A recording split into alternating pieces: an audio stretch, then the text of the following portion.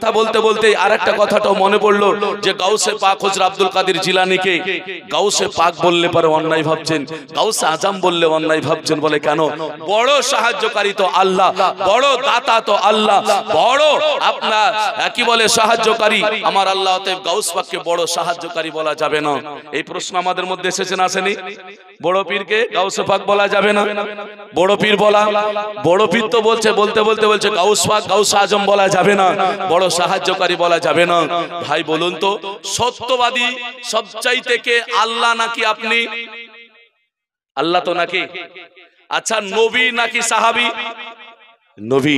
আচ্ছা বলেন তো আল্লাহর নামের পরে কখনো সিদ্দিক লাগানো আছে? লেখা নেই। তাহলে আল্লাহর রাসূল কি বললেন হযরত আবু বকরকে? হযরত আবু বকর সিদ্দিককে বলছেন আবু বকর সিদ্দিক। নাম তো ওনার আবু বকর, কিন্তু টাইটেল দিলেন কি? সিদ্দিক। মহান সত্যবাদী, মহান সত্যবাদী। নবী মহান সত্যবাদী নাকি আবু বকর সিদ্দিক মহান সত্যবাদী? নবী মুস্তাফা। তাহলে এবার বলুন, তাহলে আবু বকরকে সিদ্দিক বলা জায়েজ হবে?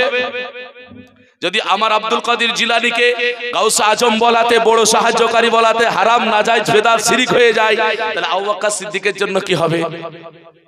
হাই হাই হাই, এক ব্রেনে নিতে হবে তো এগুলো না, জানতে হবে কোনটা ক্ষেত্রে কোন ক্ষেত্রে বলছে জানতে হবে। নামাজে দাঁড়িয়ে গিয়েছেন, আপনি কিসের নামাজ পড়ছেন এটা আমি না জেনে যদি ফতোয়া দিয়ে দিই হবে? হবে না তো। আমাকে জানতে হবে যে কিসের নামাজ। নামাজ পড়তে পড়তে রুকুটা ঠিক হয়নি, মাথাটা কাত ভালো হয়নি, আমি যদি আগে বলি আর নামাজ হলো না বললে হবে? আর কোমরটা ঠিক আছে কিনা দেখতে হবে, নাকি বলেন? যে কোমর ব্যথা আছে না কিছু আছে, যে কাত ঠিক মতো রুকু হচ্ছে না, মানে কোমর ব্যথাও তো থাকতে পারে। তাহলে ওকে জানতে হবে ভাই আপনার কোমরে কি ব্যথা আছে? বলে কেন? বলে আপনার তো রুকুটা ঠিক হচ্ছিল না। যদি বলে হ্যাঁ আমার কোমরে অসুবিধা, তাহলে বলে ঠিক আছে। আর যদি কোমরে অসুবিধা না তাহলে শিখিয়ে দিতে হবে। এবার আমি আগে দেখেই ওই দূর থেকে বললাম নামাজ পড়তে জানে না, হয় না, হবে না, হবে না। ওকে জানতে হবে ভালো করে। আর সিজদা যদি না হয় ওকে জানতে হবে ভালো করে আর কোন অসুবিধা প্রবলেম আছে না নাই। আর যদি না জেনে ফতোয়া দিয়ে দি হবে না বাপ। এর জন্য সিদ্দিকে আকবর বলা হয়, আবু বকর সিদ্দিকে আকবর বলা হয় ওনাকে, বড় সত্যবাদী। তাহলে বলুন ওইখানে ফতোয়াটা সাহাবীর কাছে কি চলে যাবে বাপ? এর জন্য আমাদেরকে সর্বদা ভেবেচিন্তে কথা বলতে হবে। এর জন্য যে যে পর্যায়ে তাকে সে পর্যায়ে কথা বলতে বলুন। বাংলার মাস্টার হয়ে অঙ্কের দাদাগিরি করিয়েন না, ইংলিশের মাস্টার হয়ে আজকে মৌলবীর দাদাগিরি করিয়েন না, মৌলবী হয়ে ইংলিশের দাদাগিরি করিয়েন না। ব্রাদার আমি মৌলানা মানুষ, আমাকে যদি বলে আপনি ইংলিশের মাস্টার হয়ে ইংলিশ পড়ান গা, এটা বোকামি করা হবে না? জানতে হবে যে যেখানকার তাকে সেভাবে কথা বলতে হবে। আল্লাহ পাক ভালোবাসবে, সমাজ ভালোবাসবে, আল্লাহ পাক জান্নাত দেবে। আর যদি বাড়বাড়ান্তি কিছু হয়ে যায়, বাড়তি যদি কিছু বলে ফেলি, আল্লাহ আমাদের ভালোবাসবে? বাসবে না বাপ, আল্লাহ আমাদেরকে জাহান্নাম দিয়ে দেবে। এগুলো মাথায় নিন, বুঝুন, চেষ্টা করুন, আল্লাহ হেদায়েত দান করুন, সঠিক বুঝদান করুক, আমাদেরকে সঠিক রাস্তায় চলতে পারি। মুসলমান নবী মুস্তাফা মা যেন জানিয়ে দিলেন, ও আমার উম্মত উম্মতানেরা তোমরা ভালো করে শোনো, কবরে যে তিনটা প্রশ্ন হয় তিনটার উপরে চারটে নাই। কারণ মান রব্বুকা মা দিনুকা মা কুনতা তাকুনু ফি হাক্কা হাজার রাজুল। আমার আল্লাহ সম্পর্কে প্রশ্ন হলো, নবী সম্পর্কে প্রশ্ন হয়েছে, এবার আপনারা জানো কি বলে দ্বীন ইসলাম সম্পর্কে প্রশ্ন হয়ে গিয়েছে। এই 4 নম্বর প্রশ্নের আর দরকার পড়ে না। তার একটাই কারণ হলো আমাদের ইসলামের মধ্যে যে মূল বিষয়গুলো এই তিনটের মধ্যে আল্লাহ তাবারক ওয়া তাআলা সব দিয়ে দিয়েছে। কবরে গিয়ে তিনটা আপনার যারা প্রশ্ন, তবে এই প্রশ্ন তিনটা ঈমানি না আমলি। এগুলা যদি না জানি হবে না। তিনটা প্রশ্ন জেনে গেলাম, এই তিনটা প্রশ্ন একটার মধ্যে আপনার আমলি নয়, সবগুলো হলো ইমানি প্রশ্ন। এই প্রশ্নগুলো যারা এই প্রশ্নের মধ্যে আকীদা রেখেছে তারা হলো ইমানদার, তারা হলো মুসলমান, তারাই হলো জান্নাতি। ব্রাদার ইসলাম তিনটা প্রশ্নের মধ্যে কোনো আমল নাই, নামাজের কথা নাই, রোজার কথা নয়, হজের কথা নয়, যাকাতের কথা নয়। তিনটা প্রশ্ন হলো ইমানি। আর এই তিন প্রশ্ন নেওয়ার পরে আপনি যখন আখিরাতে মরণের পরে কবর থেকে যখন উঠে যাবে, আল্লাহ পাকের কাছে হিসাব দেওয়ার জন্য খাড়া হয়ে যাবে, সেই দিন আমার আল্লাহ রব্বুল আলামিন আপনাকে যেন আমলের কথা জিজ্ঞাসা করবেন। পৃথিবীতে যতগুলো আমল আছে এর মধ্যে সর্বপ্রথম আমল আল্লাহর নবী যেটা বললেন ইকামিস সালাত। প্রথম হাদিস যেটা পড়েছিলাম আল্লাহর নবী বলছেন ইকামিস সালাত, নামাজ কায়েম করো। আমার আল্লাহ কিয়ামতের ময়দানে বলবে বান্দা রে, ও আমার বান্দে, দুনিয়ার বুকে যা চেয়েছো আমি আল্লাহ তোমাকে তাই দিয়েছি। আমার জন্য কি নিয়ে এসেছো বলো। সেই দিন আমার জন্য আমরা আল্লাহ পাকের কাছে কি জবাব দেব? যদি বলতে পারি আল্লাহ আমি যে নামাজি ছিলাম, নামাজ পড়ে এসেছি, নামাজ নিয়ে এসেছি, আল্লাহর দয়া বলে জান্নাতে দিয়ে দিবি। আর যদি না থাকে সেই দিন বলবো হা হা লাদ্রি আমার কাছে কিছু নাই। আমার আল্লাহ রব্বুল আলামিন বলবি বান্দা তোমাকে এত কিছু দুনিয়ার বুকে দেওয়ার পরে তুমি আমার কাছে আসনি বলে কেন? ও আমার ভাই মুসলমানেরা গো, নামাজের মধ্যে পাওয়া টাকা যায় কি দেখুন একবার, তাহলে বুঝতে পারবেন নামাজের মধ্যে কি পাওয়া যায়। আল্লাহ পাক আপনাদেরকে কত ভালোবেসেছেন। আল্লাহ 18,000 মাখলুকাতকে যে তৈরি করেছেন এর মধ্যে সবচাইতে মানব জাতিকে আল্লাহ সর্বশ্রেষ্ঠ প্রাধান্য দান করেছেন।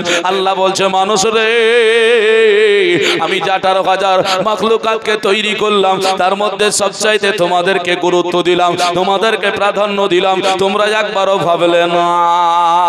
আল্লাহ তাবারাকা তাআলার নবী জানিয়ে দিলেন কোন ব্যক্তি যখন ফজরে মুয়াজ্জিন হাঁক দেয় আসসালাতু খায়রুম মিনান নাওম এই বলে যখন মুয়াজ্জিন আযান দিয়ে দেয়, মানুষ যখন ঘুম ছেড়ে দেয়, মানুষ যখন বিছানা ছেড়ে দেয়, সেই ছেড়ে দেওয়ার পরে নামাজের জন্য খাড়া হয়। মসজিদে হলেও হলো, বাড়িতে হলেও হলো, মাঠে জঙ্গলে আপনি যেখানেই পান না কেন নামাজ পড়েন, যেই জায়গায় আপনি নামাজ পড়বেন অসুবিধা নেই।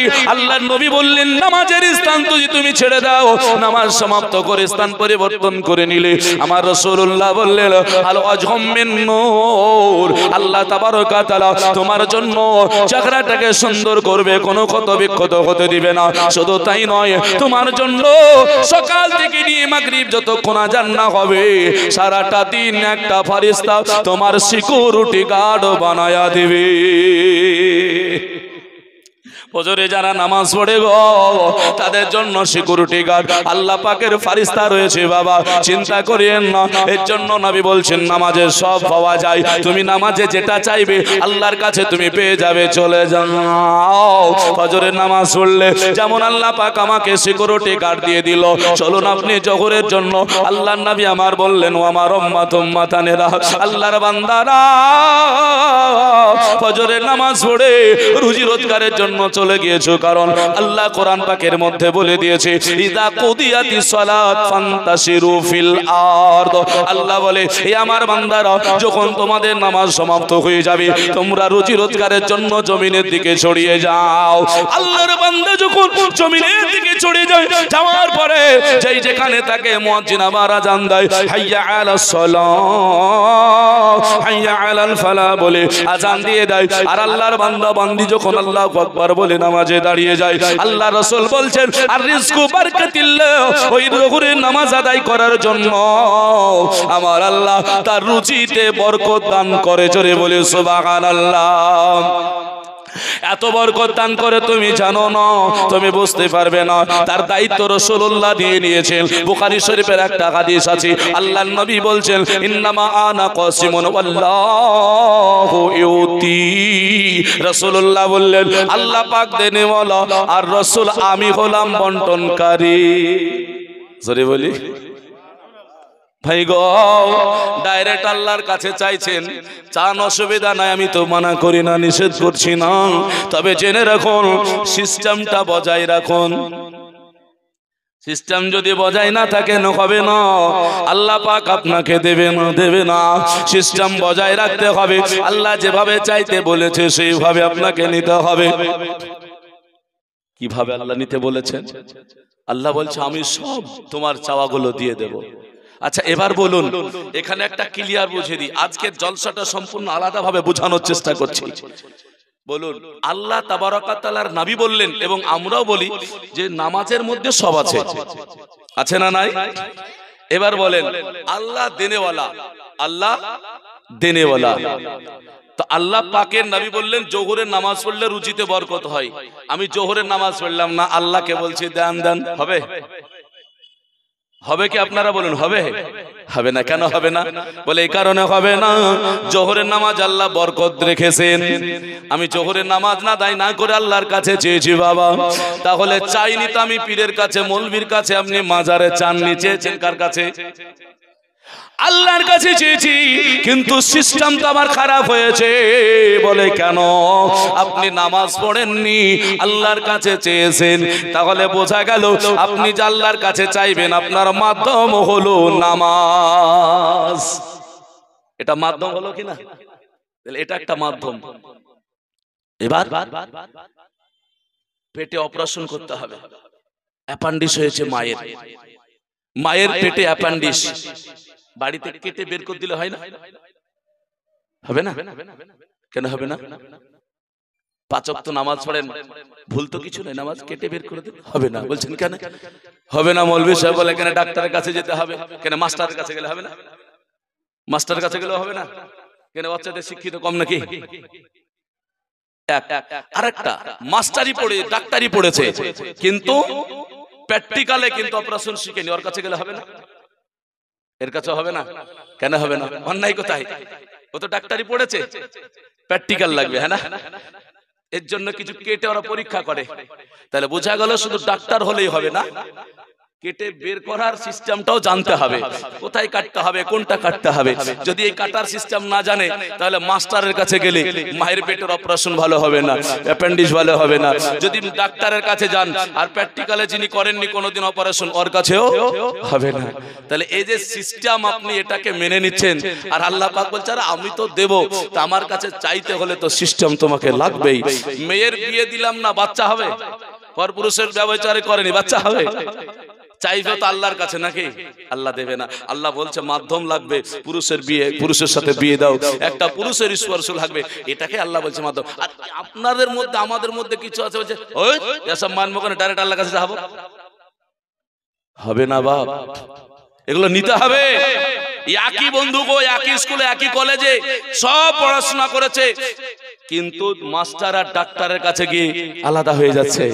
বহরমপুরে তো আপনার হাজার হাজার ডাক্তার আছে, কিন্তু যে কোনো ডাক্তারের কাছে গিয়ে হলে হবে? একটা হোমিও ডাক্তারের কাছে যান আর একটা অ্যালোপ্যাথিক ডাক্তারের কাছে যান, দুজনে কি পেট কেটে বের করবে? দুজনেই তো ডাক্তার নাকি? কিন্তু দুজনেই তো জ্বরের ওষুধ দেবে, ব্যথার ওষুধ দেবে, দেবে না? জ্বরের ওষুধ, ব্যথার ওষুধ এগুলো তো দেবেই, কিন্তু দেখা গেল অপারেশনের জায়গায় আলাদা হয়ে যাবে। তাহলে এগুলো আমাদের ইসলাম। সবাই সকলে আমরা ফতোয়াবাজি করলে হবে না, সিস্টেমটা জানতে হবে যে আমার হক না কার হক। এর হক ও যদি নিয়ে নেয় হবে? আল্লাহ বলছে বলে না না না না, আমার কাছে আসতে হবে, আমার কাছে সিস্টেমে আসতে হবে, না হলে হবে না। এর জন্য আহলে সুন্নাত ওয়াল জামাত বলে আল্লাহ পাক দেনেওয়ালা, আল্লাহর কাছে চাইবো আল্লাহই দেবে, কিন্তু আমরা সিস্টেমে চাইবো, মাধ্যমে চাইবো। বলে ডাক্তারের রোগ হলে ডাক্তারের কাছে গিয়ে ওষুধ চাইবো, আল্লাহকে বলবো না ভালো করে দাও, আল্লাহকে নামাজ পড়ে বলবো আল্লাহ তুমি সুস্থতা দান করো, হয়ে যেত। কিন্তু আল্লাহকে বলার পরও ডাক্তারের কাছে যেতে হবে, এটা একটা সিস্টেম আল্লাহ দিয়েছে, বলে চলে যাও তার কাছে। এটাও তোমাদের তদবিরের দরকার রয়েছে।